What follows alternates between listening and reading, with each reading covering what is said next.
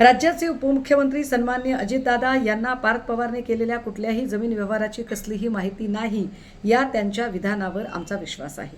त्यांना यातली काही माहिती नाही असं सुद्धा आमची धारणा आहे।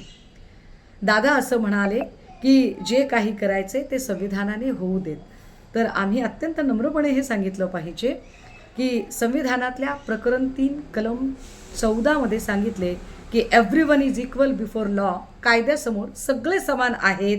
तर मग ज्याचे मूल्यांकन बाजारभावाप्रमाणे 294 कोटी 65,89,000 मोबदला इतके आहे आणि साधारणतः 300 कोटी रुपयाची देय आहे। यापैकी जास्त रक्कम म्हणजेच 300 कोटी रुपये आणि मुद्रांक अधिनियमाचे अनुच्छेद 25(ब) प्रमाणे 5% तथा स्थानिक संस्था कर 1% तसेच मेट्रो कर 1% असे एकूण 21 कोटी ज्याचे मुद्रांक शुल्क म्हणजे स्टॅम्प ड्युटी ज्याची 21 कोटीची देय होते। सदर दस्ता जिल्हा उद्योग केंद्र यांच्याकडे लेटर ऑफ इंटेंट, ज्याला आपण इरादा पत्र म्हणतोय, त्या इरादा पत्राला जोडलेला आहे आणि स्पष्टपणे त्यातली सवलत मागितलेली आहे।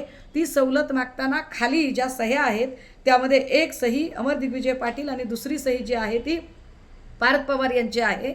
या संपूर्ण प्रकरणातल्या सर्व अधिकाऱ्यांच्या जे काही महत्त्वाचे अधिकार आहेत त्यांचे निलंबन ची प्रक्रिया चालू आहे, कारवाई चालू आहे।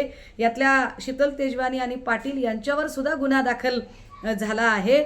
मग जर सगळं संविधानाने करायचंय आणि संविधानात सांगितलंय की कायद्यासमोर सगळे समान आहेत, तर मग पाटलांवर गुन्हा दाखल होतो आणि पार्थ पवारांवर गुन्हा दाखल होत नाही। कदाचित हे राज्याचे उपमुख्यमंत्री आणि न्यायप्रिय असणाऱ्या अजितदादांना सुद्धा अजिबात मानवणारे नसेल। त्यामुळे पार्थ पवारांना नेमकं कशामुळे वाचवलं जाते याचं उत्तर आता डिपार्टमेंटने द्यायला हवं।